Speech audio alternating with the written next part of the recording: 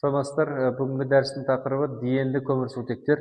Сабақ жоспары алкадиендер туралы түсінік және олардың жіктелуі, алкадиендердің номенклатурасы, қосарланған диендердің изомериясы, алкадиендердің қасиеттері, полимерлену. Алкадиендер молекуласында екі қос байланысы бар қанықпаған көмірсутектер. Олардың жалпы формуласы CnH2n-2. Алкадиендер қос байланыстардың орналасуына байланысты бірнеше түрге бөлінеді. Бірінші оқшауланған, яғни изомерленген диендер қос байланыстардың арасында кемінде бір көміртек атомы болады. Мұндай қосылыстар қарапайым алкендер сияқты реакцияға түседі. Екіншісі көмірленген диендер қос байланыстар көршілес орналасады, яғни бір-бір көміртек атомына екі қос байланыс жалғасады. Үшінші, қосарланған диендер қос байланыстар бір сигма байланыс арқылы бөлінеді. Бұл қосылыстарды пи электрондардың делокализациясы тән. Номенклатурасы халықаралық жүйелі номенклатура ЮПАК ережесі бойынша алкадиен молекуласындағы негізгі көміртек тізбегі міндетті түрде екі қос байланысты қамтуы тиіс. Көміртек атомдарын қос байланыстар мүмкіндігінше ең кіші нөмірлерді алатындай етіп нөмірлейді. Яғни тізбек қос байланыстар ең кіші нөмірлерге ие болатындай бағытта нөмірленеді. Алкадиендердің атауы сәйкес алкан атауынан алынады, бірақ соңындағы ан жұрнағы диен жұрнағына ауыстырылады. Мысалы пропан, пропадиен, бутанда бутадиен деп атаймыз. Қосарланған диендердің изомериясы, құрылымдық изомерия және көміртек қаңқасының изомериясы. Сонда бірінші суретте гексадиен 1,3, сосын гексадиен 2,4 құрылымдық изомериясы, яғни орналасуы бойынша. Сондай-ақ көміртек қаңқасының изомериясы. Қаңқасының изомериясы пентадиен 1,3, сондай-ақ екінші метил бутадиен 1,3. Қосарланған диендердің изомериясы классаралық изомерия алкиндер және циклоалкандармен. Қосарланған диендердің изомериясы кеңістік изомерия, яғни кеңістік жаңағындай қос байланыстардың өзара орналасу реті бойынша радикалдардың цис және транс изомерлер жүреді.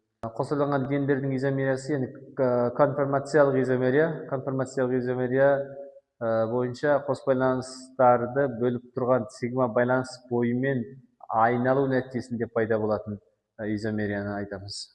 Лебедев Сергей Васильевич 1874-1934 жылы орыс химия академик. Оның ғылыми еңбектері қанықпаған көмірсутектерді полимерлену, изомерлену және гидрогендеу реакцияларын зерттеуге арналған. Ол мырыш алюминий катализаторы қатысында этил спиртінен бутадиен алу әдісін ұсынды. 1928 жылы бутадиен 1,3-ті полимерлеу арқылы синтездік каучук алынды. 1932 жылы Лебедев әдісі бойынша бұрынғы КСРО-да синтездік каучук өнеркәсібінің жолымен өндіріске бастады. Қосарланған алкадиендер қасиеттері. Қосарланған диендердің ішіндегі ең маңызды өкілдері бутадиен 1,3, яғни дивинил. Газдазат қайнау температурасы 4,5 Цельсий градус. Изопрен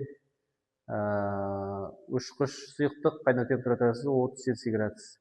Негізгі қасиеттері қосарланған диендер химиялық реакциялары бойынша алкендерге ұқсас бром және калий перманганаты ерітінділерін түсіздендіреді. Оңай тотығады, электрофилдік радикалдық қосылу реакцияларына түседі. Қосарланған алкадиендердің қасиеттері. Қосарланған диендер қарапайым алкендерден пи электрондардың делокализациялануымен ерекшеленеді. Яғни пи электрондар екі қос байланыс жүйесі бойынша таралған. Делокализация нәтижесінде молекулалар тұрақ болады. Қосылу реакциялары екі бағытта жүруі мүмкін. Бір және екі қосылу және 1-4 қосылу.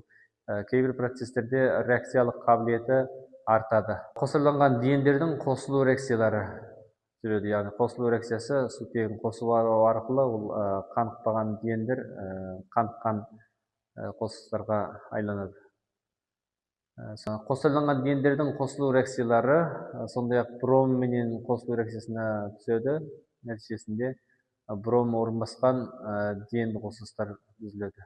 Гендердің гидрогалогендер, яғни гидрогалогендер менен қосылу реакциясы кезінде әртүрлі осы галогенді орын басқан денді қосылыстар түзіледі. Полимерлену, яғни каучуктер. Каучуктердің серпімділігі олардың молекулалық тізбегінің икемді болуына байланысты. Бұл тізбектер сигма байланыстар бойымен еркін айнала алады. Соның нәтижесінде қайтымды деформация пайда болады. Каучуктер маңызды полимерлердің бірі. Олар чиналар, резинка техникалық бұйымдар, электрлік оқшаулағыш материалдар және басқа да өнімдер өндіруге кеңінен қолданылады. Диендер аниондық немесе радикалдық полимерлену реакциясына түсіп, нәтижесінде бутадиен каучугі немесе изопрен каучуктерінің ұзын полимер тізбектерін түзеді. Полибутадиеннің құрылымы қосылу түріне байланысты өзгереді. 1,4 цис және 1,4 транс және 1,2 формулалардың 3 изомеріне сәйкес келеді. Мысалы, изопреннің полимерленуі кезінде 4 түрлі құрылымдық түзіледі, яғни цис, транс, лепетіп алған алғашқы синтетикалық каучук бутадиеннің натрий қосылыстарының полимерленуі ретсіз құрылымға ие. Оның полимер тізбегі 1,2, 1,4 цис және 1,4 транс буындардың қоспасынан тұрады. Стереореттелген бутадиен каучук құрамында 95%-қа дейін 1,4 цис буындары бар. Бутадиенді кобальт никель кешенді катализаторларының қатысымен полимерлеу арқылы алады. Изопреннің полимерленуі металлоорганикалық катализаторларды қолданғанда 1,4 цис қосылу бағытымен таңдамалы түрде жүреді. Алкадиендердің алынуы, алкадиендерді алкандарды каталитикалық екі сатылы дегидрлеу арқылы аламыз.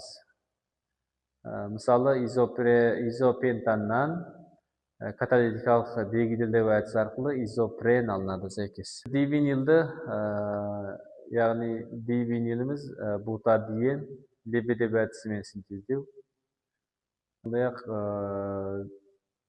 гликолдерді дегидратациялау арқылы да аламыз. Спирттің спирттік ерітіндісінің әсері галогенді алкандарға жаңағындай спирттерменен, сондай-ақ күшті сілтілерменен әрекеттесу арқылы да сондай-ақ пайдаланылған әдебиеттер тізімі